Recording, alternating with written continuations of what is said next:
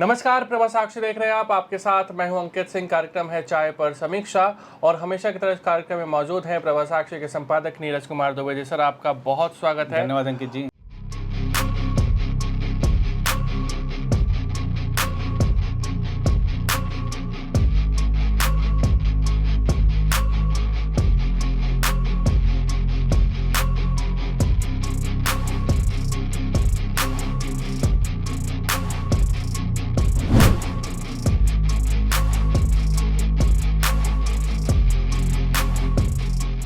अगर देखा जाए तो ये सप्ताह राजनीतिक उथल पुथल का रहा।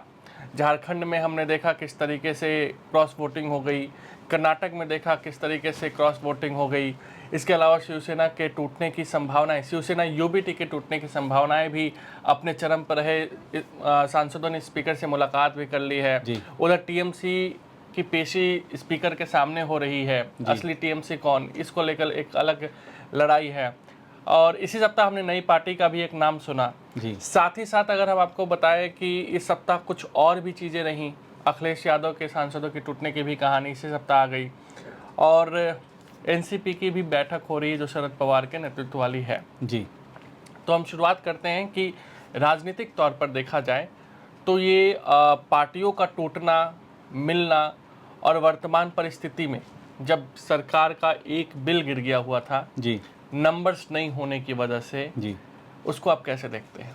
देखिए, जैसा आपने कहा कि सरकार का बिल गिर गया था जो बजट सेशन के दौरान, और बजट सेशन के बजट सेशन का ही वो एक एक्सटेंशन था। हाँ। तो सरकार जो बजट सेशन का जो समापन हुआ था सरकार के बिल गिरने से हुआ था, और अभी जो मानसून सेशन का जो शुभारंभ होगा वो सरकार का बिल पास होने से होगा, क्योंकि जैसा कि आप हाँ बिल्कुल ऐसा ही है। और क्योंकि 2/3 से अब हम कह सकते हैं कि जरा सा पीछे है।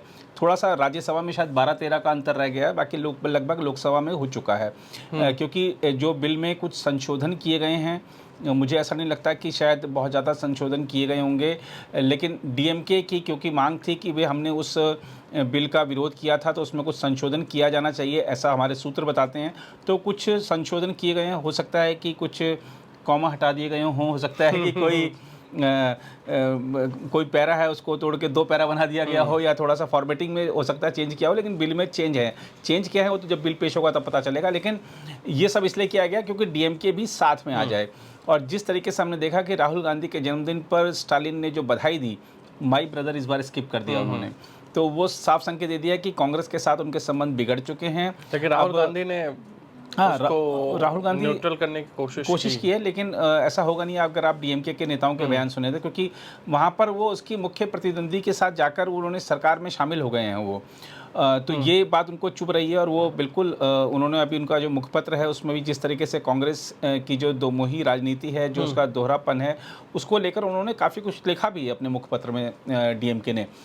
तो ये चीज़ दिखा रहा है कि जिस तरीके से हमने देखा कि आपने जिक्र किया कि तृणमूल कांग्रेस में से 21-22 सांसद निकल के उन्होंने एनसीपीआई में शामिल हो गए हैं। एक नया जो धड़ा है वो एनडीए के साथ आ गया है। एनडीए को समर्थन देने की घोषणा की है। हालांकि एनडीए में औपचारिक रूप से उसका वहाँ पर उसमें शामिल हो गया है, नहीं हुआ ये तो खैर बाद में पता चलेगा। लेकिन ककोली घोष दस्तीदार तो बोल चुकी हम एनडीए के साथ हैं। एनडीए के साथ है, लेकिन एनडीए में अब एनडीए की जब अगला कॉन्क्लेव होगा, अगली बैठक होगी, तब पता चलेगा कि उसमें क्या एनसीपीआई के नेता वहाँ पर मौजूद हैं कि नहीं है। दूसरी बात यह है कि अभी आप देखेंगे कि शिवसेना के जो 6 सांसद टूट के आए हैं, या इस तरीके की जिक्र हो रहा है कि हम शरद पवार की पार्टी में टूट देख सकते हैं या समाजवादी पार्टी में टूट देख सकते हैं। तो मुझे लगता है कि समाजवादी पार्टी में अगर टूट होगी तो वो उत्तर प्रदेश विधानसभा चुनाव में अगर समाजवादी पार्टी फिर से हारती है तो शायद उसके बाद वो टूट देखने को मिल सकती है। इस तरीके का बिखराव जैसा हमने पश्चिम बंगाल विधानसभा चुनाव परिणाम के बाद देखा, बिल्कुल ऐसा हमको उत्तर प्रदेश में भी देखने को मिल सकता है। लेकिन फिलहाल टूट हो जाएगी ऐसा मुझे कम लगता है, क्योंकि बहुत सारे सांसद अपने किसी न किसी परिजन को समाजवादी पार्टी का टिकट दिलाने की होड़ में लगे हुए हैं। इस समय वो नहीं चाहेंगे कि वो बीजेपी में जाएं और वो टिकट से उनके परिवार को वंचित होना पड़े। देखना होगा कि, लेकिन राजनीति में कुछ भी स्थायी रूप से कहा नहीं जा सकता कि आज ऐसा होगा कल वैसा होगा। लेकिन समाजवादी पार्टी परिवार में भी सब कुछ ठीक नहीं है। राम गोपाल यादव नाराज बताए जा रहे हैं क्योंकि शिवपाल यादव को फिर से महत्व मिलने लग गया है समाजवादी पार्टी में। तो यादव परिवार में सब कुछ ठीक नहीं चल रहा है। अब जब जिस पार्टी को जो लोग चला रहे हैं उस परिवार में सब कुछ ठीक नहीं चल रहा है, तो संगठन किस तरीके से चल रहा होगा ये देखने वाली बात होगी। यहाँ पर हमको देखना होगा कि उत्तर प्रदेश का जब चुनावी मैदान सजेगा उसमें और कौन कौन से गठबंधन बनते हैं। तीसरा मोर्चा बनाने की कवायद चल रही है, ओवैसी भी उसमें आना चाहते हैं, कोई हो सकता है कि दूसरे राज्यों की पार्टी भी आके वहाँ पे चुनाव लड़े। तो देखना होगा कि कैसे क्या समीकरण बनते हैं। लेकिन फिलहाल जो पूरे देश का ध्यान राष्ट्रीय राजनीति में जो परिवर्तन आया है हाल के विधानसभा चुनाव के बाद, उस पर सबका ध्यान लगा हुआ है कि राष्ट्रीय राजनीति में जिस तरीके से एनडीए को ताकत मिल रही है, जिस तरीके से इंडिया ब्लॉक कमज़ोर हो रहा है, और इंडिया ब्लॉक में हमने विधानसभा चुनाव हारे तृणमूल कांग्रेस या डीएमके की बात तो आप छोड़ दीजिए, आपस में जो मंत्र विरोध है, जैसे अभी आपने झारखंड में राज्यसभा चुनाव का जिक्र किया, किसने किसको धोखा दिया, किसने किसको धोखा दिया, वो कह रहे हैं, कांग्रेस वाले कह रहे हैं कि सीपीआई-एमएल ने धोखा दे दिया, आरजेडी ने धोखा दे दिया, वो पलटवार कर रहे हैं। तो आपस में ही जो पलटवार हो रहा है, जो कांग्रेस के प्रभारी उन्हीं को बिकाऊ कह दिया गया है। तो ये जिस तरीके से आपस में अंतर विरोध है, और आप देख सकते हैं कि इस अंतर विरोध सिर्फ इतना ही नहीं है। अभी जब इंडिया ब्लॉक की जो मीटिंग हुई थी उसमें राहुल गांधी ने अपना जो संबोधन है उसको सोशल मीडिया पर जारी कर दिया कि मैंने ये कहा। उसके बाद सहयोगी जो हैं इंडिया ब्लॉक के, उन्होंने कहा कि भैया आपने अब सिर्फ अपना संबोधन क्यों जारी किया, आपको वो भी बात कहनी चाहिए, बाहर लानी चाहिए थी, सार्वजनिक करनी चाहिए थी, जो हमने वहाँ पर भाषण दिया, जो हमने बात करी। तो सिर्फ आप अपनी बात रख रहे हैं पब्लिक के सामने, हमारी बात भी तो रखिए। आपने ये कह के कि मीटिंग में कि यहाँ की बात बाहर नहीं आनी चाहिए, आपने हमको रोक दिया, लेकिन आपने खुद ऐसा कर दिया। सॉरी। तो ये दिखाता है कि इंडिया गठबंधन जो चल रहा है ना, वो कांग्रेस की कह सकते हैं कि एक मोनोपोली पे ही चल रहा है कि कांग्रेस जो चाह रही है वो कर रही है, जिसको धोखा देना चाह रही है, जिसका साथ देना चाह रही है वो कर रही है, बाकियों को साथ आना है तो आ जाइए।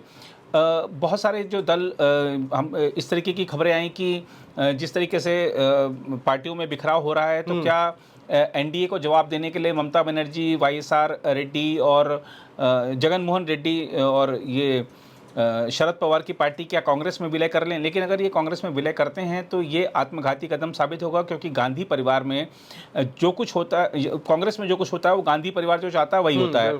और जिस पार्टी के राष्ट्रीय अध्यक्ष मल्लिकार्जुन खड़गे ये कहें, अक्सर हमने देखा है उनको कहते हुए कि हाईकमान से पूछना पड़ेगा।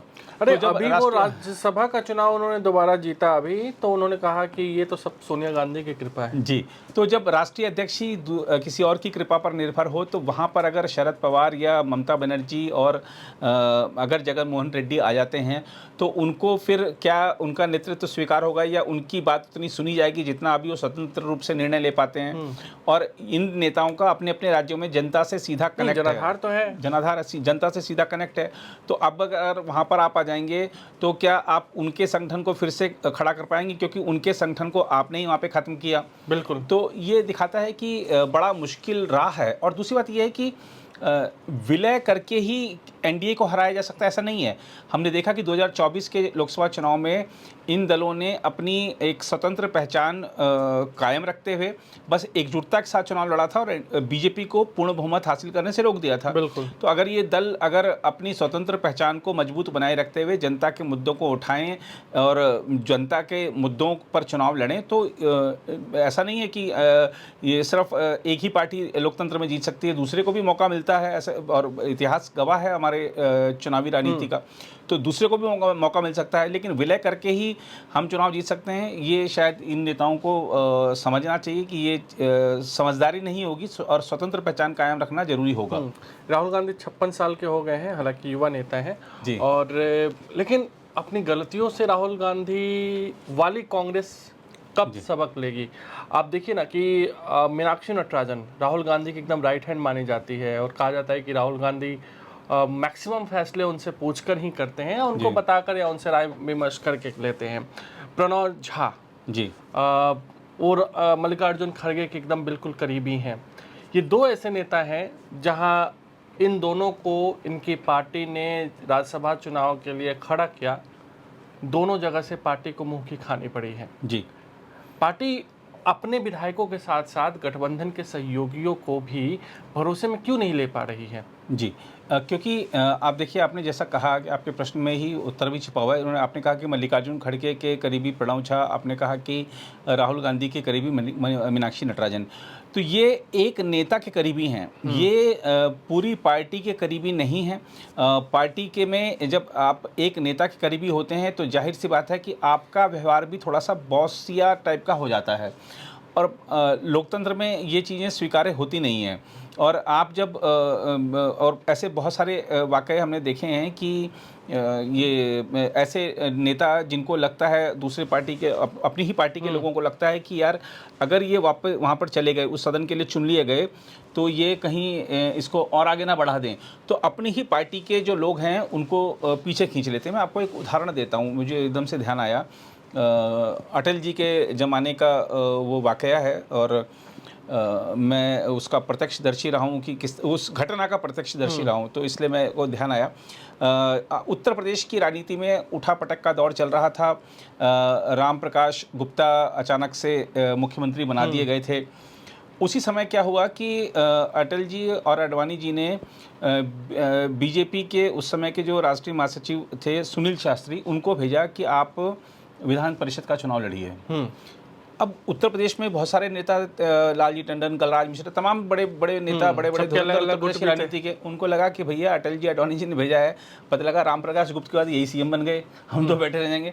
विधान परिषद का चुनाव हरवा दिया उनको। अपनी ही पार्टी के जो आला नेता थे उन्होंने कहा कि इनको चुनाव लड़ाइए, वहाँ चुनाव हरा दिया। फिर बाद में उनको राज्यसभा दी गई थी, तो राज्यसभा भी उनको एक ऐसी मिली थी, शायद वो 6-7 महीने का कार्यकाल जो सीट पे बचा था, तो उनको 6-7 महीने का कार्यकाल वो राज्यसभा के लिए दिया गया था वो। तो ऐसे प्रकरण हर पार्टी में रहे हैं। तो ये जो आपने 2 नाम लिए, मीनाक्षी नटराजन और प्रणव झा, तो इनके वो हमने देखा कि जो दिग्विजय खेमा था वो भी खुश नहीं था।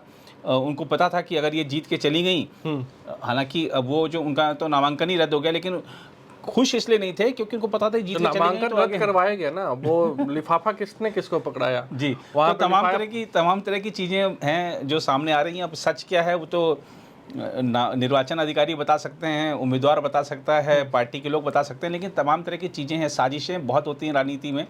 तो और आला कमान की बात को राज्य के नेता स्वीकार कर लेंगे, ये ऐसा होता नहीं है, हर बात को स्वीकार कर लेंगे। आपको उदाहरण दिया मैंने, अटल जी आडवाणी जी के दौर में भी ऐसा हो चुका है। नाथवानी तो सबके हैं। नाथवानी सबके नहीं, देखिए पैसा सबका है ना। आपको याद होगा मुकेश अंबानी के बेटे की शादी में लालू परिवार पूरा गया हुआ था। जी जी जी जी। तो आरजेडी ने समर्थन भी कर दिया। आरजेडी के लोगों ने इस तरह की बातें सामने आ रही हैं। अब किसने समर्थन किया, किसने समर्थन नहीं किया, वो तो अब जो बैलेट में वहाँ पर पड़े थे उससे पता चलेगा। लेकिन राजनीति में तमाम ऐसी चीज़ें होती हैं, जब आप घटनाक्रम जोड़कर देखते हैं तो कई कई चीज़ें ऐसी आती हैं, अच्छा ये तार तमाम जगह से जुड़ते नज़र आते हैं। बिल्कुल। लेकिन अब उत्तर प्रदेश की ओर बढ़ते हैं सर, क्योंकि अगले साल चुनाव होने हैं। अगले साल क्या, अगर इस साल की भी चर्चा है कि हो सकती है जी। जिस तरह की राजनीति हो रही है वहाँ पर, एक तो कि ओम प्रकाश राजभर को शायद बीजेपी ने लगा दिया है कि आप सपा के खिलाफ लाउड स्पीकर बन जाओ जी, ठीक है। दूसरी चीज़, वो राम मंदिर चंदा विवाद भी सामने आ रहा है जी। ये मुद्दा जो राम मंदिर चंदा विवाद है, हम इसको राजनीतिक तौर पर समझने की कोशिश करेंगे, क्योंकि अगले साल चुनाव है जी, एसआईटी की जांच जारी है जी, और जिस तरह के चीज़ें सामने आ रही है उसमें ये तो पता चल रहा है कि कुछ ना कुछ पीछे गड़बड़ है जी। बिल्कुल। अब मामला एसआईटी के पास है, कोर्ट जाएगा, सरकार जानेगी, हम उसका निष्कर्ष क्या निकलेगा उस पर हम नहीं जाते हैं, लेकिन चुनावी राजनीति पर इसका कितना बड़ा असर पड़ सकता है जी। देखिए, बहुत ज़्यादा असर पड़ता है, क्योंकि अगर आप भगवान श्री राम की बात करते हैं तो वो भावनाओं से, लोगों की भावनाओं से जुड़ा मुद्दा है राम मंदिर। हमने देखा कि 500 वर्षों तक संघर्ष किया हिंदुओं ने, आखिरकार उसमें सफलता मिली, भव्य राम मंदिर बना, भगवान की प्राण प्रतिष्ठा हुई मूर्ति की। वहाँ पर हमने देखा कि लोग वहाँ पर बड़ी संख्या में रोज़ाना वहाँ पर लोग जाते हैं। लेकिन ये जो प्रकरण सामने हुआ है कि जो चंदा, जो दान मिलता है, जो चढ़ावा आता है, उसमें जिस प्रकार की गड़बड़ी हुई है, जिस प्रकार की अनियमितताएं हुई हैं, जो खबरें आ रही हैं वो दिल को दुखा देने वाली हैं, और भक्तों का विश्वास डगमगाता है व्यवस्था से, राम से नहीं, व्यवस्था से। और फिर क्या होता है कि जब व्यवस्था से विश्वास डगमगाता है, जैसे ये विश्वास था कि मंदिर यही लोग बना सकते हैं और कोई दूसरा नहीं बनाएगा, उनको वोट दिया, उनको उनकी सरकार बना दी। जब अगर ये लगता है कि भैया ये तो व्यवस्था नहीं चला पा रहे हैं, तो अब सवाल उठता है कि क्या वो विपक्ष में वोट दे देगा। लेकिन यहाँ पर सवाल ये उठता है कि जनता को जानती है इस बात को, बात ये सामने आती है कि जनता ये जानती है कि अगर हम दूसरे को ले आए तो वो तो पता नहीं मंदिर भी रहने देगा कि नहीं रहने देगा। तो योगी आदित्यनाथ का वो बयान तो पॉलिटिकल मैसेजिंग ही था। एक और वो बोल रहे हैं कि दोषी को बख्शेंगे नहीं, SIT की जांच आने दीजिए, कार्रवाई की जाएगी। लेकिन इसके साथ ही वो बोल रहे हैं कि गोली चलवाने वाले आस्था की बात कर रहे हैं। बिल्कुल बिल्कुल। आज तक जिन्होंने मंदिर में दर्शन नहीं किया वो अब एकदम से सनातनी अपने आप को प्रदर्शित कर रहे हैं, तो सवाल उठेगा ही। और जनता ये जानती है कि सामने वाली की तो जो मंशा है वो तो मंदिर नहीं बनने देने की थी, इन्होंने तो मंदिर बनवाया। जो व्यवस्था में गड़बड़ हुई है उसको मुख्यमंत्री सीधा कह रहे हैं कि हम किसी को बख्शेंगे नहीं, हम सच सामने ला के रहेंगे। 500 साल तक इंतजार किया, जरा 15 दिन और इंतजार कर लेना चाहिए, तो ये लोग इंतजार कर रहे हैं। लेकिन हाँ, आप देखिए कि किस तरीके से वहाँ पर महीने में जब से विवाद हुआ है तब से मैंने भी खैर पढ़ा ही है कहीं कि 7.5 करोड़ रुपया लगभग वहाँ पर हर महीने के आसपास चढ़ावा आ जाता था। अभी वो लगभग 1.5 करोड़ के आसपास रह गया है। तो प्रभाव तो पड़ता ही ना। अब व्यक्ति जा रहा है तो उसको पता है कि मैं चढ़ाऊंगा, पता नहीं ये भी ना भगवान की सेवा में जो समर्पित कर रहा हूँ वो कहीं उसका दूसरा उपयोग ना हो जाए। तो और अब देखना होगा कि लोग भी सोचते हैं कि शायद अभी हमको नहीं चढ़ाना, भी तमाम तरह के विचार आते हैं मन में कि नहीं चढ़ाना है, पता नहीं जांच हो रही है अभी, ये गुल्लक खुलेगा नहीं खुलेगा, पता नहीं, बहुत सारी चीज़ें लोगों के दिमाग में आती हैं। जब हम लोगों की बात सुनते हैं, जो आजकल बाइट्स देते रहते हैं लोग, तो उनके जो विचार हैं वो हमने बताया आपको यहाँ पर। अब इस मामले में यही कह सकते हैं कि हर व्यक्ति दुखी है कि आस्था के सबसे बड़े केंद्र भगवान श्री राम के मंदिर में ऐसा व्यवस्था गड़बड़ हो गई है। लेकिन सरकार को चाहिए कि व्यवस्था सुधारे और श्रद्धालुओं का जो विश्वास है वो बहाल करे। बिल्कुल, व्यवस्था के प्रति। बिल्कुल। तो ये था इस सप्ताह का चाय पर समीक्षा कार्यक्रम। आपको कैसा लगा हमें ज़रूर बताइएगा। फिलहाल आज के लिए मुझे यानी अंकित सिंह और प्रभा साक्षी के संपादक नीरज कुमार दुबे को दीजिए इजाजत। नमस्कार। अगर आप भी लेना चाहते हैं देश दुनिया की तमाम जानकारी तो आज ही सब्सक्राइब करें हमारे चैनल को। साथ ही नीचे दिए बेल आइकन को जरूर दबाएं ताकि हर अपडेट आप तक पहुंच सके।